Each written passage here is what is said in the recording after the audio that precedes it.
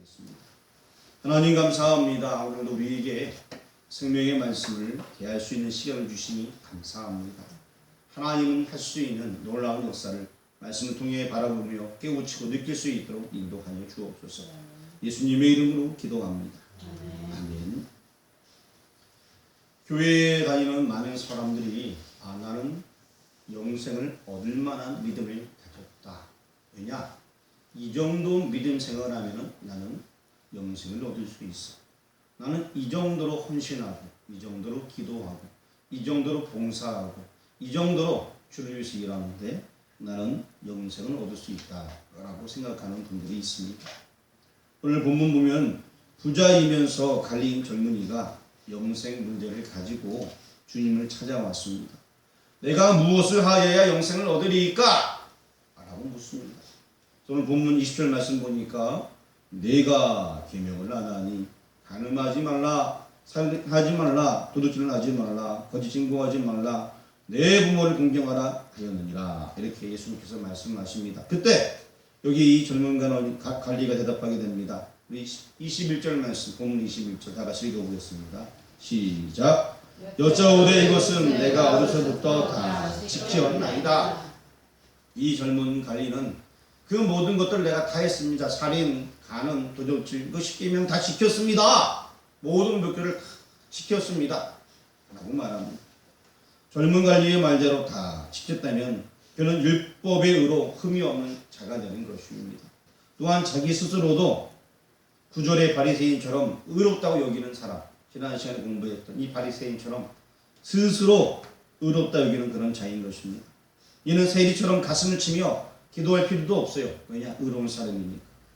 그러므로 대속주가 필요치도 않은 자인 것입니다.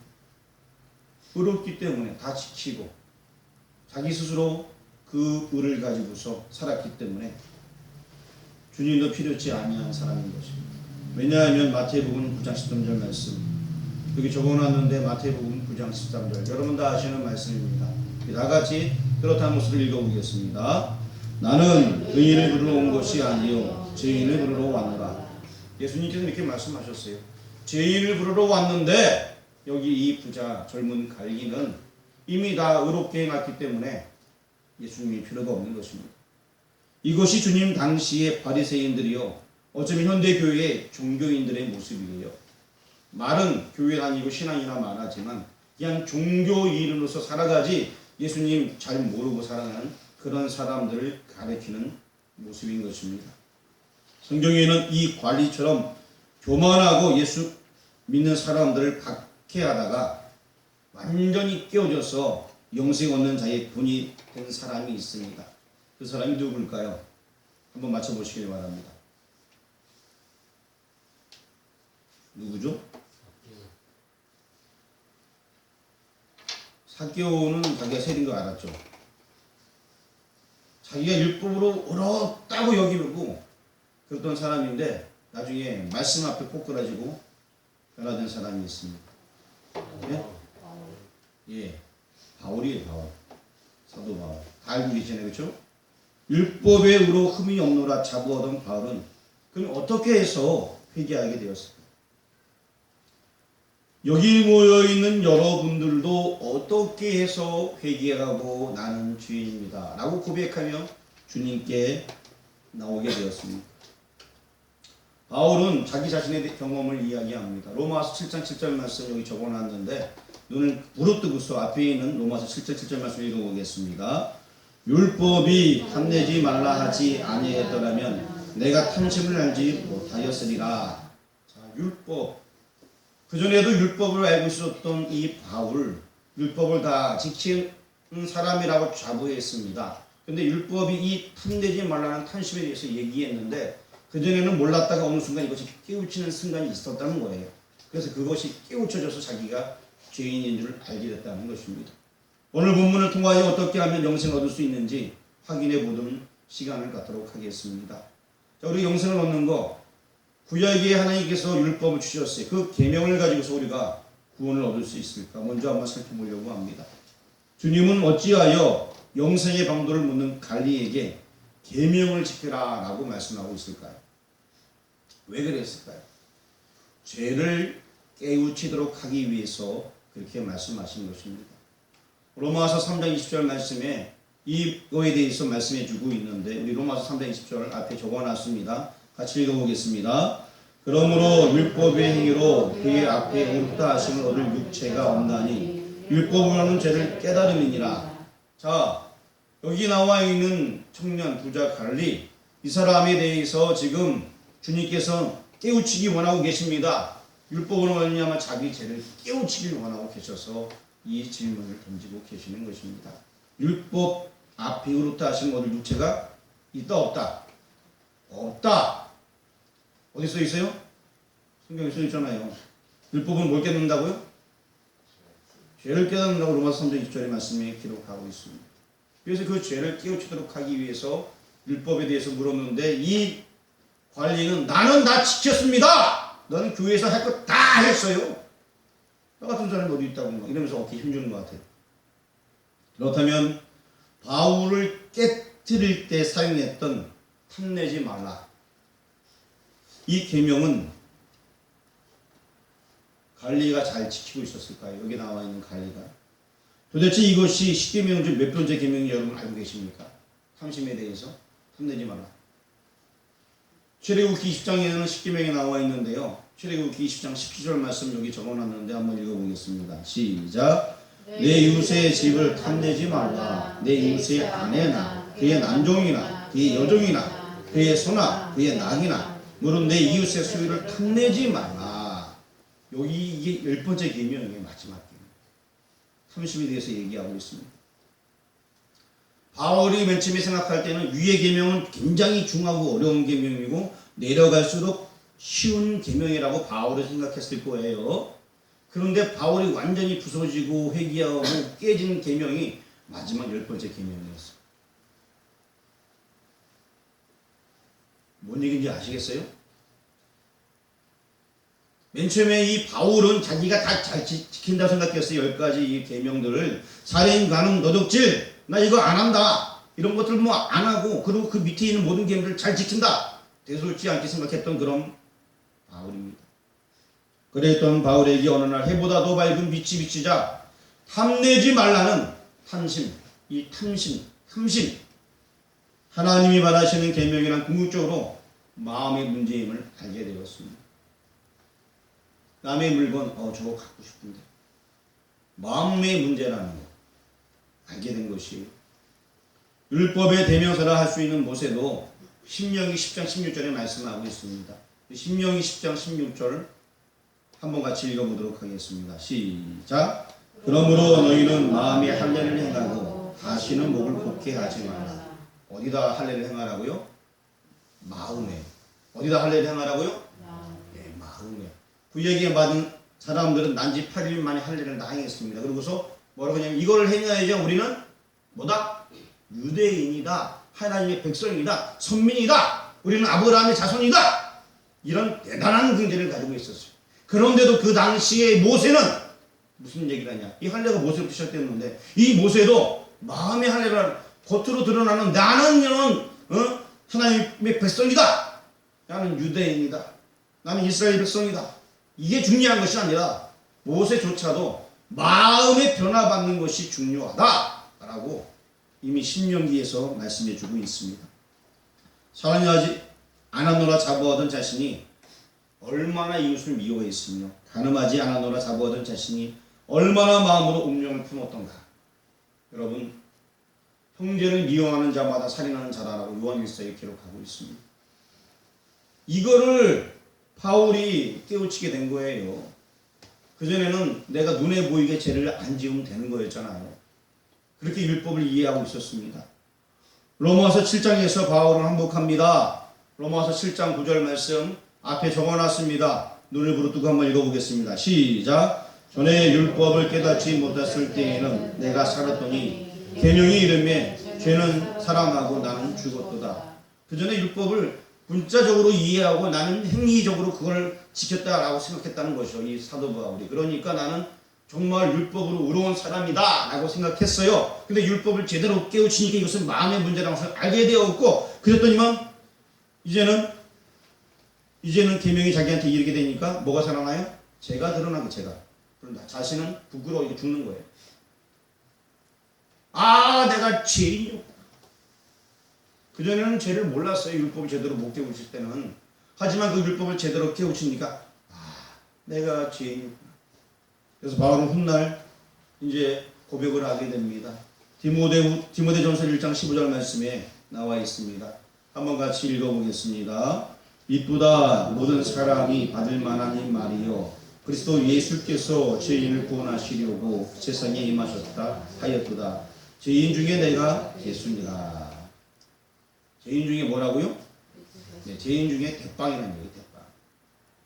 그전에는 그렇게 당당하던 이 사도 바울, 예수 믿는 사람을 잡아넣었던 그런 사람이면서 그것이 의로운 행위인 줄 알고 있었습니다. 그렇지만 하나님의 말씀이 자기 마음에 임하게 되자 아하, 이 율법이 이런 거구나 깨우치고 나서 자신이 죄인 중에 괴수라는 것을 고백을 하게 됩니다.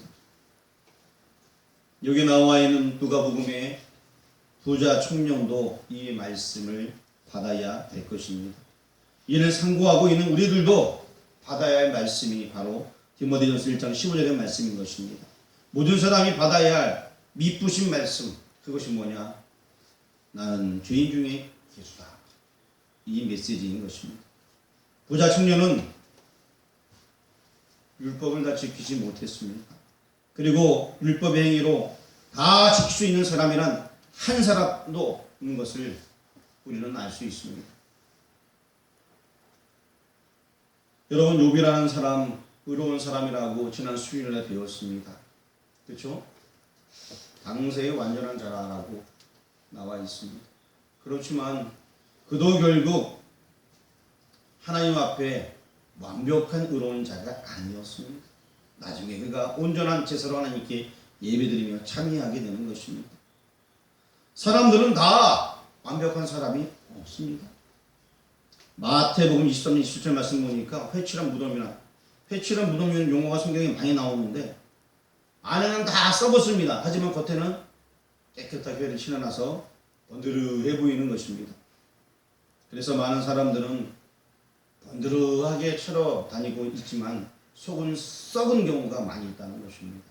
여기 나와 있는 젊은 관리가 그러한 사람 중에 하나였고, 또한 오늘날의 많은 성도라 일컫는 사람들, 종교행위를 하는 사람들 가운데에서도 교회는 열심히 성경책 끼고 다니지만 어쩌면 해칠한 무덤처럼 생활하는 사람들이 있다는 것입니다. 여러분, 본문 22절 말씀 한번 읽어보도록 하겠습니다. 22절 하셨죠? 시작. 예수께서 이 말을 들으시고 이르시되 내게 아직도 한 가지 부족한 것이 있나니 내게 있는 것을 다 팔아 가난한 자들에게 나눠주라. 그리하면 하늘에서 내게 보화가 있으리라. 그리고 와서 나를 따르라 하시니, 자, 주님은 많은 재물이 젊은 관리의 우상임을 미리 알고 계셨습니다. 그래서 이 말씀을 하셨습니다. 그랬더니 이 청년은 어떻게 반응했나요? 23절 말씀 한번 읽어보겠습니다. 시작. 그 사람이 큰 부자이므로 이 말씀을 듣고 심히 근심하더라. 마지막 탐심에 이 사람도 걸려 있는 거예요. 마지막 이 율법, 10번째 계명. 그런데 나는 율법을 다 지켰다라고 스스로 얘기했습니다. 주님은 알고 계셨어요. 여기 나와 있는 청년이 이 명령을 지킬 수 없음을 알고 있었기 때문에 이렇게 말씀하신 것입니다. 여러분, 또 물어볼 게 있습니다. 만약에 이 청년이 이 계명, 이 관리가 이 계명을 지켰으면 구원 얻었을까요? 구원 얻었을까요? 지금 묻는 거예요. 여러분 대답해 보세요. 예수님의 말씀대로 네, 알겠습니다. 내가 재산 가난 사람 도와주겠습니다. 구원 얻었을까요? 아닙니다. 부자 관리는 물론 자기가 계명도 지킬 수 없는 자인 것을 스스로 깨우쳤지만 이거 다 한다고 구원 얻는 거 아니에요.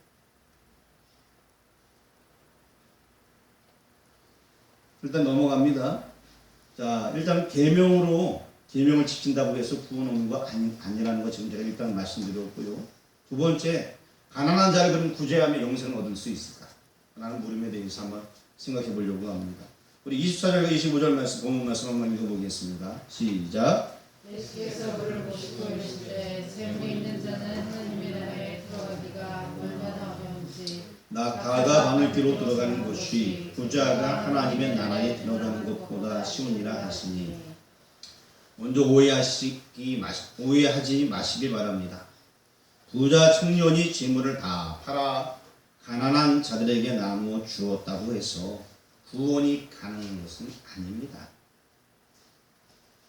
주님께서 이렇게 말씀하신 것은 어려서부터 다 지키었나이다 이렇게 말한 이 청년에게 구원이 자신의 행위로는 불가능한 것이라는 점과 그의 부족과 온전치 못함을 깨우치기 위해서 말씀하신 거예요. 네가 아무리 해도 안 된다 이 말씀을 하기 위해서 주님께서 말씀하신 거예요. 이 부자 청년은 자기 재물을 나눠주는 것조차 못하지 않습니까? 영생을 얻으면 어떻게 합니까? 물어보니까 이거 이렇게 해라 하니까 계명을 지켜라. 다 지켰습니다. 그러면 이거 한 가지 해라. 그 계명 중에 이거 한 가지 해라 하고 있는데 그걸 못하는 거예요.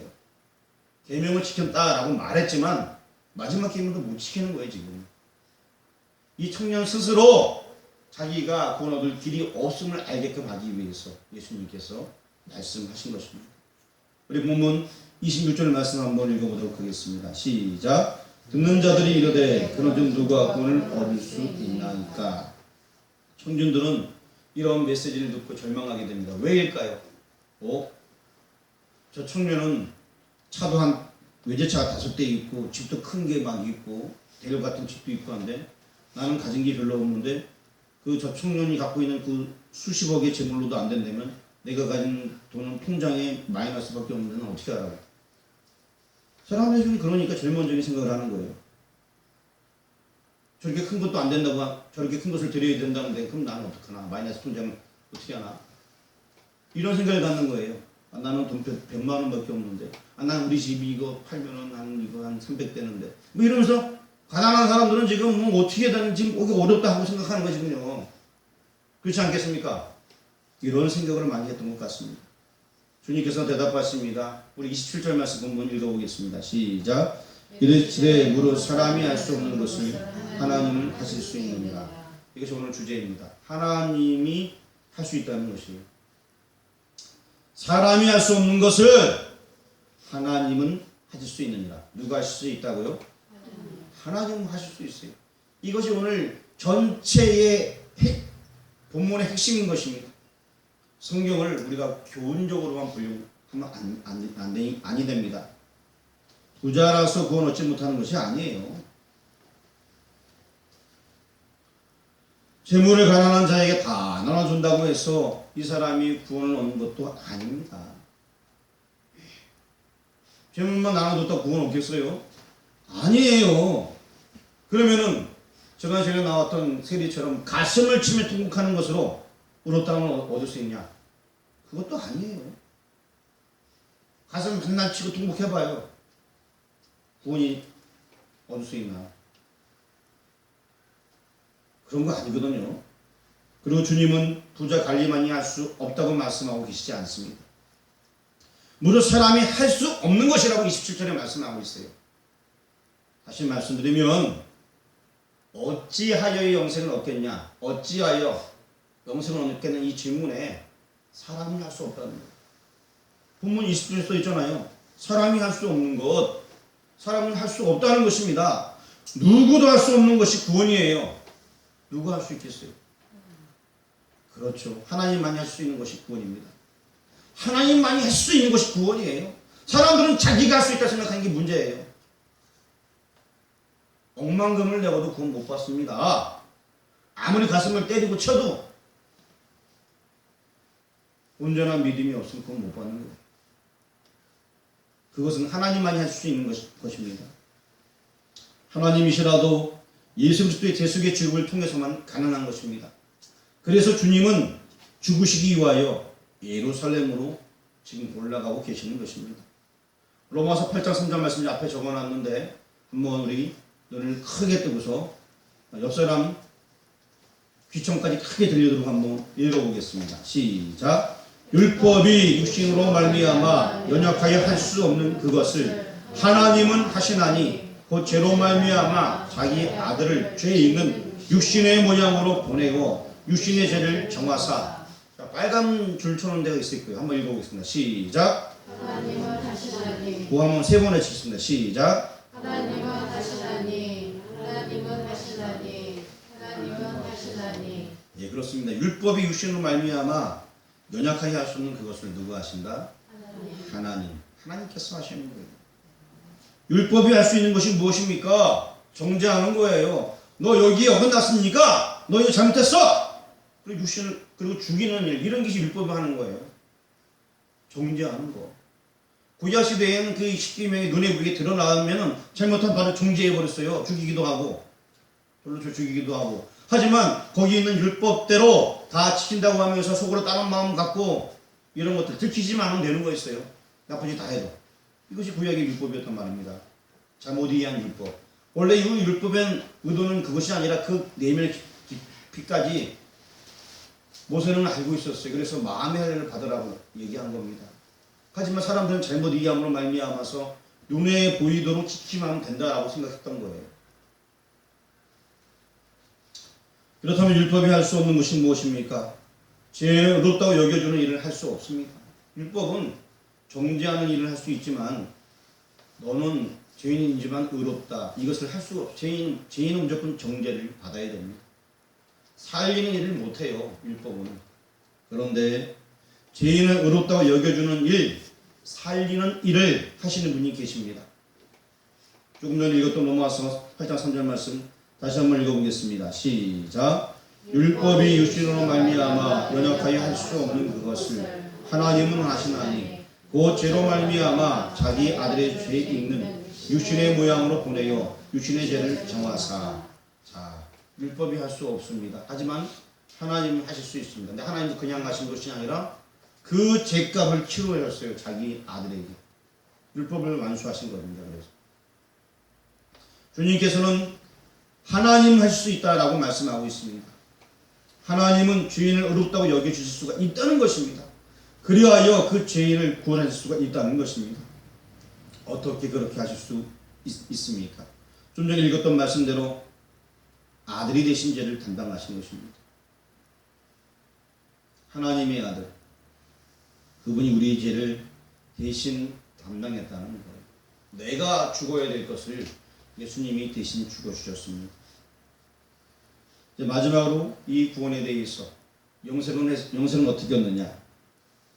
무엇을 하여 영생을 얻게 하느냐? 하나님만이 하실 수 있다는 것입니다. 여러분 본문 말씀 27절 말씀 성경 보시길 바랍니다. 27절 말씀 같이 한번 읽어봅니다. 시작. 무릇 사람이 할 수 없는 것은 하나님 하실 수 있느니라. 아멘. 하나님은 하실 수 있다는 것입니다. 하나님은 자기 아들을 정죄하지 않으시고도 용서해 주시고 의롭다고 여기실 수 있는 분입니다. 그러나 만약 그렇게 하신다면 하나님의 거룩하심과 의로우심이 손상을 받게 됩니다.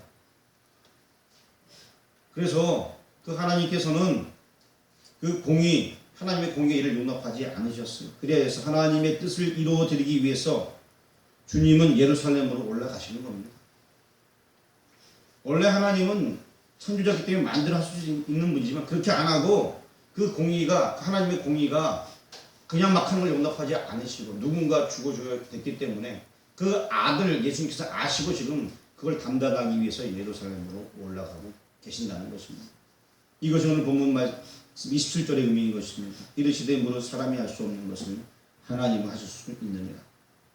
그래서 이에 대한 감격적인 노래가 시편에 나와 있습니다.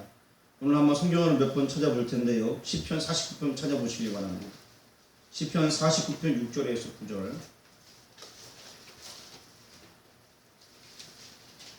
제가 한 절 읽고 여러분이 한 절 읽고 교독을 하도록 하겠습니다. 시편 49편 6절로 9절. 이쪽 못 찾으신 분은 앞에도 적어놨으니까 앞에 보셔도 됩니다. 제가 먼저 읽겠습니다. 자기의 재물을 의지하고 부유함을 자랑하는 자는 아무도 자기의 문제를 구원하지 못하며 들으며 속전을 하나님께 바치지도 못할 것은 그들의 생명을 속량하는 값이 너무 엄청나서 영원히 마련하지 못할 것임이니라. 그가 영원히 살아서 죽음을 보지 않을 것인가. 됐습니다. 오늘 이 말씀이 무엇이냐? 재물을 가지고 구속하지 못하며 속전을 바치지도 못하고 썩음을 보지 않게 못하며 영영이 못할 것임이라 라고 말씀하고 있습니다. 결국 아무리 돈이 많아도 구원 얻지 못하고 아무리 돈이 많아도 자기 죄의 문제를 해결하지 못한다는 것입니다. 영원히 살 수 없다는 말씀을 시편에서 말씀해 주고 있습니다. 그 시편 40편 15절 말씀 앞에도 적어놨고 성경책 또 보셔도 되고 같이 읽어보겠습니다. 시작.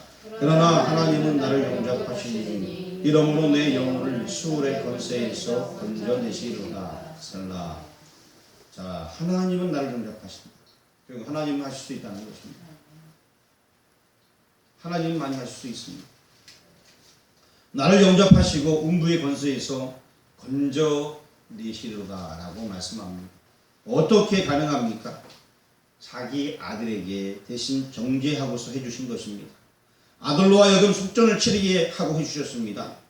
그러므로 여러분 누가복음 18장 31절 말씀에는 말씀합니다. 앞에도 적어놨고요. 여러분 본문 말씀에도 남아있습니다. 같이 읽어보겠습니다. 예수께서 12제자를 데리시고 이르시되 보라 우리가 예루살렘으로 올라가느니 선지자를 통하여 기록된 모든 것이 인자에게 응하리라. 자, 예루살렘으로 올라가면서 선지자로 통하여 기록된 모든 것이 응한다. 그것이 뭐예요? 다 응하는 게 뭡니까? 예수님께서 예루살렘에 입성하시는 것이 이미 구약 성경에 예견되어 있었어요. 그리고 예수님께서 많은 사람에게 잡히고 고난할 것이 예언되어 있었어요. 그리고 끌려가는 것도 예언되어 있었어요. 그리고 십자가에 달리는 것도 예언되어 있었어요. 대표적으로 여러분 이 시간 성경 한번 찾기를 원합니다. 이사야 53장입니다. 이사야 예언을 한번 함께 읽어보도록 하겠습니다. 이사야 53장 5절입니다. 5절부터 10절까지 읽을 텐데요. 이사야 53장 5절. 그거는 앞에도 다 준비되어 있습니다. 앞에 글씨가 안 보이는 분들은 성경을 찾으시길 바랍니다. 이사야 53장 5절부터 제가 먼저 한 절 읽고 여러분 나중에 읽고 교독합니다.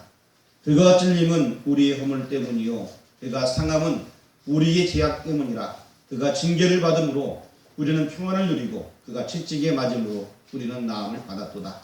우리는 다 양같이 와서 그를 행하여 각기 제글로 갔거늘 여호와께서는 우리 모두의 죄악을 그에게 담당시키셨도다. 그가 곤욕을 당하여 괴로울 때에도 그의 입을 열지 아니하였음이며 마치 도수장으로 끌려가는 어린 양과 털 깎는 자 앞에서 잠잠한 양같이 그의 입을 열지 아니하였도다. 그는 곤욕과 시무를 당하고 끌려갔으나 그 세대 중에 누가 생각하기를 그가 살아있는 자들의 땅에서 끊어짐은 마땅히 형벌받을 내 백성의 허물 때문이라 하였으리요. 그는 강포를 행하지 아니하였고 그의 입에 거짓이 없었으나 그의 무덤이 악인들과 함께 있었으며 그가 죽은 후에 부자와 함께 있었도다. 여호와께서 그에게 상함을 받게 하시기를 원하사 실구를 당하게 하셨은즉 그의 영혼을 속건제물로 드리게 이르며 그가 씨를 보게 되며 그의 날은 길 것이요 또 그의 손으로 여호와께서 기뻐하시는 뜻을 성취하리로다. 아멘. 여기 보니까 50장 7절 말씀에 어린 양과 털 깎는 자 앞에서 잠잠한 양같이 그의 입을 열지 아니하였도다 라고 말씀하고 있습니다. 좀 있으면 양 잡아보셨나요? 양은 못 잡아보셨어요? 저도 양을 못 잡아봤는데요. 그 양을 잡아본 사람들이 하는 얘기에 의하면 양은 절대로 뭐 칼을 찌르거나 이렇게 그 도축장에서 뭐 할 때 뭐 그걸 덤비거나 도망가려 하지 않는다고 그렇게 받아들인다고 하더라고요. 지금 그걸 갖고 그대로 성경에 쓴 거예요. 예수님께서 그걸 순순히 받아들인 거예요. 그거 하기 위해서 지금 예루살렘을 올라가고 계신 거거든요. 31절 말씀. 무엇을 하여 영생을 얻으리까? 라고 물어봤습니다. 사람은 무엇을 해야 됩니까? 계명을 지켜야 됩니까? 계명 가지고 영생 얻을 수 있나요? 온드름하게 하나님의 계명 지키는 것처럼 자랑하며 그런다고 될까요? 아닙니다. 가난한 자를 구제하면 영생 얻습니까? 맨날 어려운 사람 도와주면 영생 얻나요? 그거 아니에요. 오늘 성경에 분명히 말씀합니다. 사람으로서는 할 수 없다. 하나님은 할 수 있느니라 라고 말씀해 주고 있습니다. 우리 본문 다시 돌아와서 누가복음 18장 27절 말씀 같이 한번 읽어보도록 하겠습니다. 시작. 이르시되 무릇 사람이 할 수 없는 것을 하나님 하실 수 있느니라. 아멘. 하나님만이 하실 수 있습니다. 그래서 예수님께서 저와 여러분을 위해서 예루살렘으로 올라가시게 된 것입니다. 그 예수님의 사랑이 얼마나 큰지요. 우리가 내세울 거 아무것도 없어요. 그런데 오늘날 많은 교회들은 자기가 잘났다고 내세우고 있습니다. 우리가 하나님 앞에 내세울 거 아무것도 없습니다. 가난한 자나 부한 자나 그 어떤 자라도 내세울 거 아무것도 없어요. 건강한 자나 약한 자나 내세울 게 아무것도 없습니다.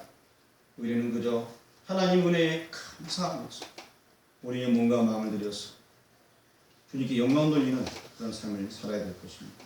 기도하겠습니다.